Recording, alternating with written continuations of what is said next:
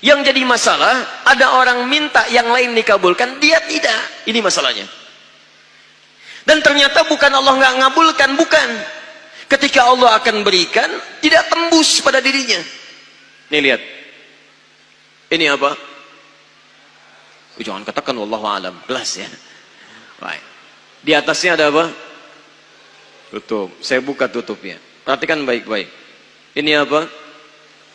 Spidol. Kalau saya masukkan ke dalam gelas, bisa? Masuk? Masuk. Lihat baik-baik. Sekarang saya tutup dengan ini. Masih bisa masuk? Tidak. Perhatikan baik-baik. Sulit. Saya ganti kemudian, misal dengan yang ini. Lebih halus. Saya tutup begini. Masih bisa masuk? Sulit. Mau dipaksa jadi masuk ke dalam, jadi kotor, tidak bisa diminum. Lihat baik-baik. Terkadang ketika Allah dengan sifat sayangnya ingin mengabulkan permohonan hambanya, bukan doa tidak dikabulkan, tapi permohonan ini tidak sampai pada dirinya karena ada sekat yang menutup. Itulah dosa. Itulah maksiat. Semakin pekat dosanya, semakin kuat penghalangnya, maka semakin sulit kemudian Allah memberikan rahmat yang turun pada dirinya. Maka banyak hadis menyampaikan kepada kita, lihat baik-baik. Saya sampaikan satu hadis dari Nabi SAW. Thumma dzakara rajula. Lalu Nabi mengisahkan tentang seorang lelaki. Yutilus safara, yang menempuh perjalanan jauh. Orang yang menempuh perjalanan jauh, maka doanya cepat dikabulkan oleh Allah Subhanahu wa ta'ala. Teman-teman yang ikut dari Bandar Lampung, ada yang tadi jaraknya 150 km Telang Bawang dari sini. Lihat, begitu di jalan, mohon kepada Allah, minta. Ya, safar yang baik itu cepat mengabulkan doa. Orang ini safar. Yamuddu yadaihi ila sama, dia mengangkat tangannya ke langit begini. Orang yang berdoa mengangkat tangan itu lebih cepat dikabulkan daripada yang diam. Hadisnya banyak. Di Abu Dawud nomor hadis 1480 sampai 1490. Awas, innallaha hayyun karimun. Allah itu maha pemalu dan maha mulia, dan akan merasa malu kalau meninggalkan hamba yang mengangkat tangan, menurunkan tangannya dalam keadaan hampa. Maksudnya, orang yang mengangkat tangan akan lebih cepat dikabulkan doanya dibandingkan yang diam. 3. Fayaqulu ya Rabb, ya Rabb. Maka dia berkata, ya Rabb, ya Rabb, memohon dengan al-asma'ul husna, sifat rububiyah Allah yang kalau dimintakan dikabulkan. Ya Rabb, ya Rabb. Quran surah ke-17 ayat 110 sampai 111, paling kanan di pertengahan. Lihat baik-baik. Allah menjamin dalam Al-Quran, seseorang yang memohon kepada Allah dengan kalimat-kalimat al-asma'ul husna akan lebih cepat dikabulkan dibanding orang yang langsung memohon kepada Allah tanpa menyebut kalimat al-asma'ul husna. Qulid'ullaha awid'ur rahman ayyamma tad'u falahul asma'ul husna. Kalau anda punya masalah, sebut nama Allah, bukan mengeluh. Atau sebut namanya ya Rahman. Tapi kalau anda mampu, cari nama-nama Allah yang terbaik sesuai dengan persoalan yang sedang kita hadapi. Namanya Al-Asma'ul Husna. Jadi Asma'ul Husna itu bukan dihafal. Ya Allah, Ya Rahman, Ya Rahim, Ya Malik, Ya Qudus. Boleh dihafalkan. Tapi hafalan ini maksudnya membantu kita untuk bisa memilihnya saat kita membutuhkannya.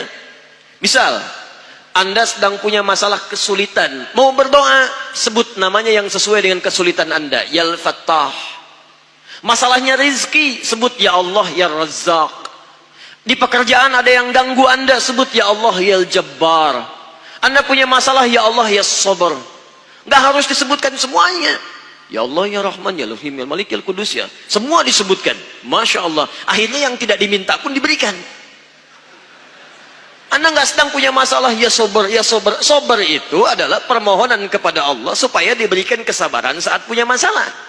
Anda nggak sedang punya masalah, minta diberikan kesabaran, itu artinya sama dengan minta masalah. Hati-hati. Banyak kalimat-kalimatnya, pilih. Kitab Al-Aqaid Al-Islamiyah, karangan Syekh Sayyid Sabiq, halaman 24 sampai 59, posisi paling kanan di pertengahan. Dikisahkan seorang lelaki bermohon kepada Allah setelah dia selesai menunaikan salat. Lihat kalimatnya.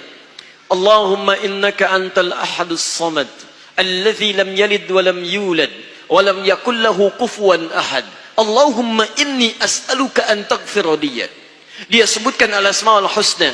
Allahumma inni as'aluka innaka antal ahad, ahad, as-samad, al-asmaul husna. Alladzi lam yalid wa lam yulad wa lam yakul lahu kufuwan ahad. Allahumma inni as'aluka an taghfira liya. Mohon ampuni dosa saya, ya Allah. Ampuni saya, ampuni saya. Apa jawab Nabi? At-tadri bimadza tas'al? Tahukah engkau barusan mengucapkan kalimat apa saat berdoa? Kata orang ini, wallahu wa rasuluhu a'lam. Kata Nabi, lihat kalimatnya. Faqad du'ita bi asma'illahil a'zam. Idza du'iya biha ajaba wa idza su'ila biha a'ta. Kamu baru saja berdoa memohon kepada Allah dengan nama-nama Allah yang paling agung, al-asma'ul husna. Yang kalau dimulai doa dengan menyebutkan itu, doa akan dikabulkan, permintaan akan diberikan. Tapi ini aneh. Lihat baik-baik. Orang tadi melakukan 3 hal. Perjalanan panjang. Masih ingat? Mengangkat tangan ke langit. Membuka dengan al-asma'ul husna. 3-tiganya dikerjakan. Seharusnya doa dia 6 kali lebih cepat dikabulkan oleh Allah dibandingkan doa orang biasa. Tapi apa kata Nabi? Lihat baik-baik. Anna yustajabu lidzalik. Anna yustajabu lidzalik. Mustahil doanya bisa dijawab. Mustahil doanya bisa dijawab. Sifat doa dimohonkan, dikabulkan. Tapi yang ini kata Nabi, anna yustajabu lidzalik. Mustahil doanya bisa dijawab. Kenapa? Enggak tembus. Fabat'amu haramun, karena makanannya haram. Ketika Anda memakan yang haram, maka makanan jadi sekat dalam diri Anda, menjadi penghalang doa itu sampai kepada diri Anda. Tuh. Mashrabu haramun, minumannya haram, lebih tebal lagi. Malbasu haramun, pakaiannya haram, lebih tebal lagi.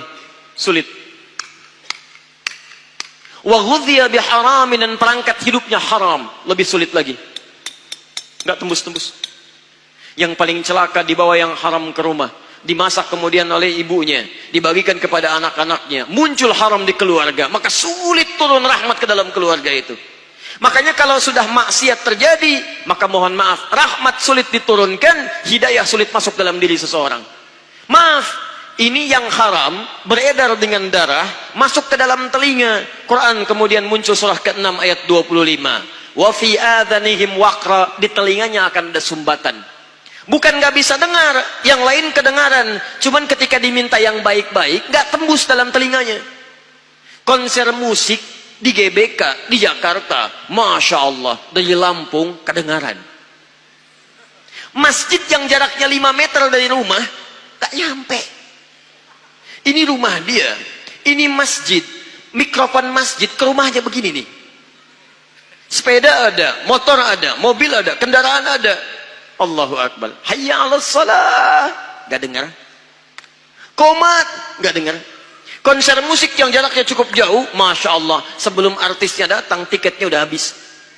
Masjid kurang apa lagi? Soundnya jelas, panggilannya bagus, ustadznya datang sendiri, nerangkan sendiri, nulis sendiri, kadang-kadang ngapus sendiri, live juga. Kemudian ada snacknya, aquanya ada, semua kelengkapannya ada. Dengan semua itu belum menyentuh Anda terpanggil untuk datang, coba cek, maksiat apa yang sudah Anda kerjakan?